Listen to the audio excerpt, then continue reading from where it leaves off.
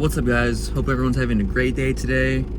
Today is like the only day where it's not hot for some reason. It's like a Thursday and like the whole week before was like 100 degrees and today feels great. So hope you guys are having a great day, because I am. But for today, I just picked up some Loctite and we're gonna go put this to use. So I'll go meet you guys at the house.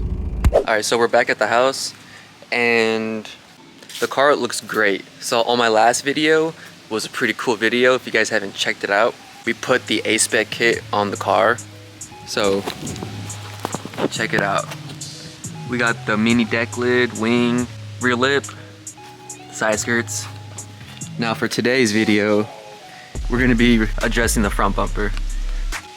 So I've been driving around bumperless for like this whole week, and I've been like searching for like the best. Actually, first, the reason I took off the front bumper is because one of the tabs on the side broke. So I probably should have showed it before and after, but this whole entire like clip that gets on the car, it was very loose. Like it was like so loose that I was able to like flap it up and down. So with our good reliable friend Gorilla Glue, we just cleaned the surface and then I just held it for like a good 2 minutes and now it's on there pretty good. I can move the whole bumper with it. Now that this is semi-repaired, along with this piece over here too. So I've been running bumperless for like a good week and honestly the car doesn't look too bad. AC stuff is exposed. You can see my cold air intake. It's time to put this on.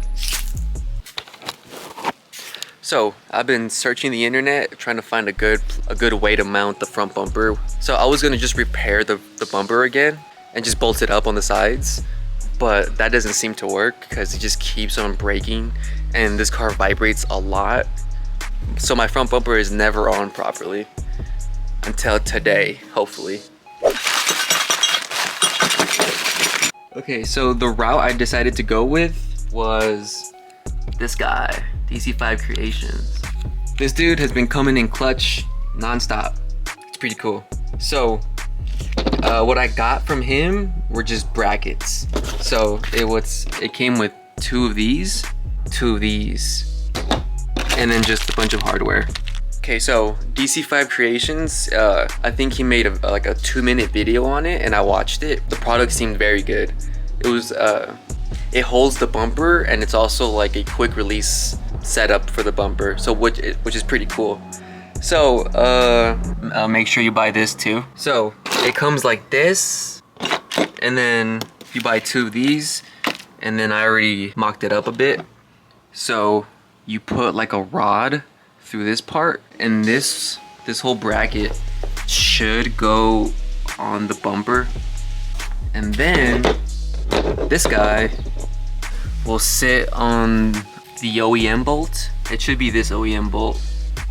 I'll just have it sit like that. So you would put this part right there, and the both brackets should meet up perfectly to create a lock. So I'm doing this with one hand, so it's kind of tough, but basically, there you go.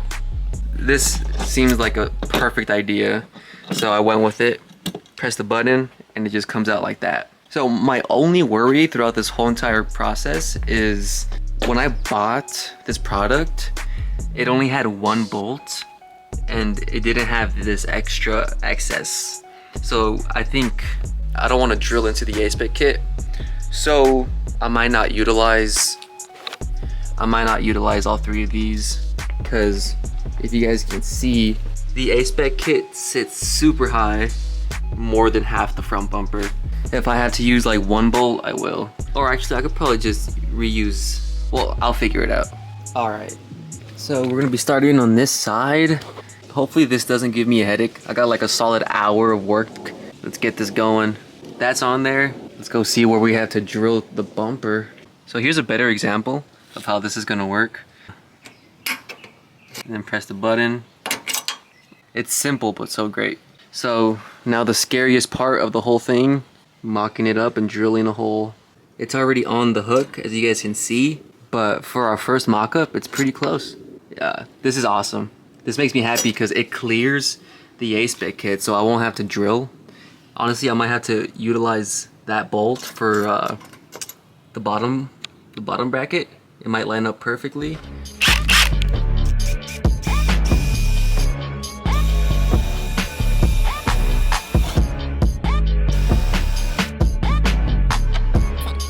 Drilled both holes and we got them in. So I'm not sure if it's like my car specifically, but this bracket doesn't fit. Let me explain. This piece right here that's on the rod, I think it's too straight. In order to get it to fit perfectly, I'm gonna have to bend it just a bit to create an angle, and then do the second side a lot more easier, because the first side always takes a lot longer, just the way it goes. I got a bit innovative around here, and I used this wooden table that I have, and if you guys can see, bolted down the bracket, and I just started hammering this part with the hammer, and it's a lot more straight.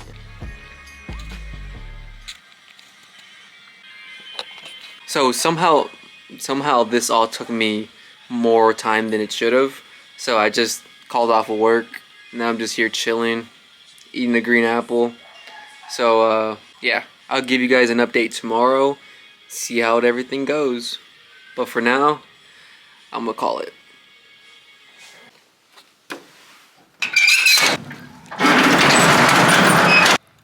There's actually clouds for once.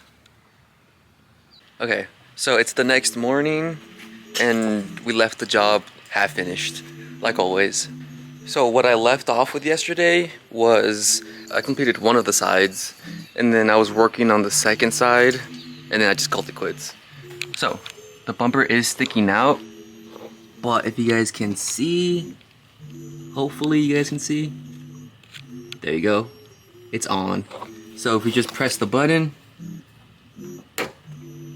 it's off, and then click it on, it's on. So one of my problems yesterday was this rod wasn't reaching this bracket. There was a bit of gap left. So what I thought I had to do was buy a longer rod. I didn't want to do that. I ended up utilizing the bolt for this bracket, and I just put like a shit ton of washers on there. So I think I put one too many washers. Now there's just this fat gap. So in theory, if I remove like 3 or 4 washers from this side, it should be a lot more flush.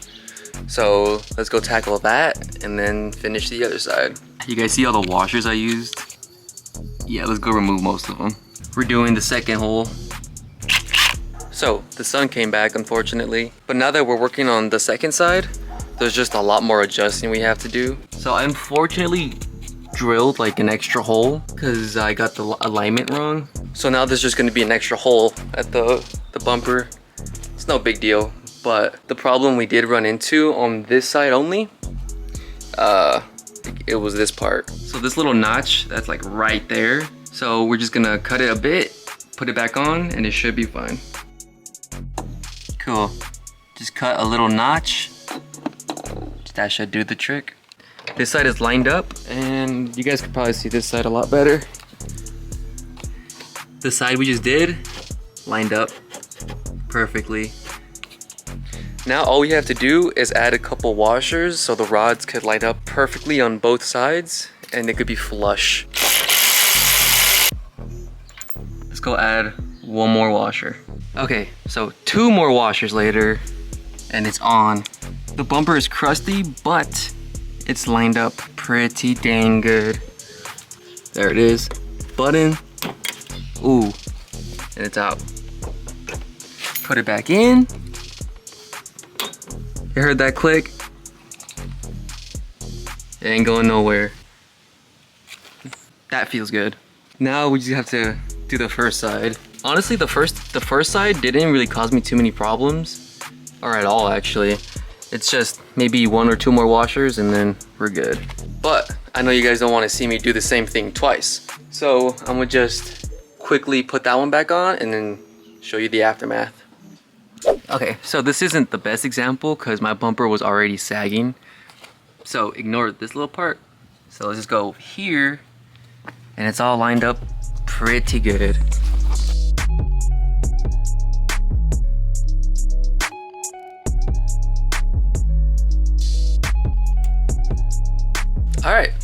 I'm gonna go take a quick drive on it and see how it is. All right, now that we're done, bumper brackets are on, everything's great. There's like 1 or 2 more things I have to do, but I'll just save that for the next video. I'm gonna go eat something right now, and I'll catch you guys on the next video. Peace.